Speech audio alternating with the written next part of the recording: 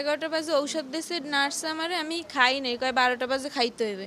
তা আমি কই 12টা বাজে যখন খাম তখন আমি একটু হওয়ার পরে আমি ঘুম পড়ে গেছি। আর আমার নানির কোলে ছিল বাবু, হের ওই পাশ দিয়ে নিয়ে গেছে। পরে আমি উঠে আমার নানি কইতেছে বাবু কই, বাবু তোর দ্বারে? আমি কই না, বাবু তো আমার দ্বারে নাই। পরে সব জায়গা খোঁজাখুঁজি হইতেছে, বাবু নাই। আমি চাই আমার বাচ্চারে আমার কোলে ফিরাই দিক। এই একটু আগে আমি প্রায় ঘন্টা খানিক আগে আমি কথা বলছি, ফোনে ভিডিও কলে দেখছি।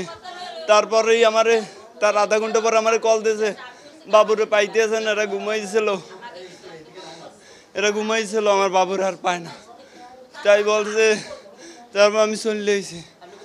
আমি এই আরে আর মায় ফোটা টোটা দিয়ে দেছে, ইয়ে দেছে, মুই একটু খাওয়াইয়ে পানি খাই, একটু মধু আর পানি খাওয়াইয়ে করে ঘুমাই না, একটু খাইলে ঘুমাই। আর বাপে খাওয়াইছে, হ্যাঁ একটু খাওয়াইয়া ওর পাশে ঘুমরাই মুই রয়েছি, আরে ডান পেয়েছে মুই রয়েছি বাবা পাশে কুলে, অরে বেড়ার কুলে রাখছি, রাখকে মুই গায়ের উপরে আটটা দিয়া এই পান চাপাইতেছে, পান মোহে রয়েছে, ঘুম পড়ি গেছে জানি কে কইতে পারি না। আমি ঘুম পড়ি উঠে নাই, ঘুমে ওই হলপন দেয় আইয়ে কি কয় তোর বাচ্চা কই, এই লাভ দুধ দিয়ে গেলো এবু তুই নেছো, আরে মোর দেখি নে দেই কল নানি মোরে হান না, মুই আন খাতা খাবি সব পাকাই হেলাই দিছি।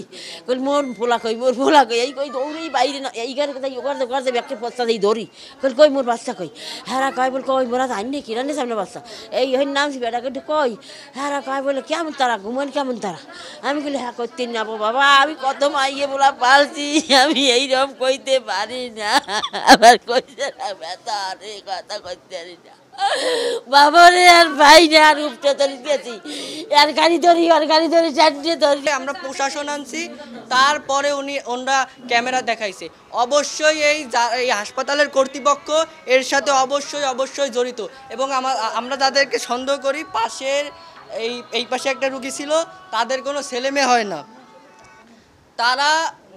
তাদের চলে যাওয়ার কথা হচ্ছে আগামীকাল, কিন্তু তারা আজকেরা ডাক্তারকে না বলে চলে গেছে। এবং তারা যাওয়ার পর থেকেই আমরা আমাদের বাচ্চা পাচ্ছি না।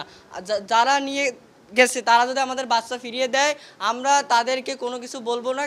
এবং হাসপাতালের কর্তৃপক্ষের কাছে দাবি, অনতিবিলম্বে আমাদের ভাইগনাকে, আমাদের ছেলেদেরকে আমাদেরকে ফিরিয়ে দিতে হবে। আমরা যেটা ওই কর্তৃপক্ষের মানে ক্লিনিক কর্তৃপক্ষের মধ্যে জানতে পারছি, এরকম একটা বাচ্চা একটা কেবিন থেকে হারানো গেছে, সেখানে তার মা এবং তার আরেক আত্মীয় ছিলেন।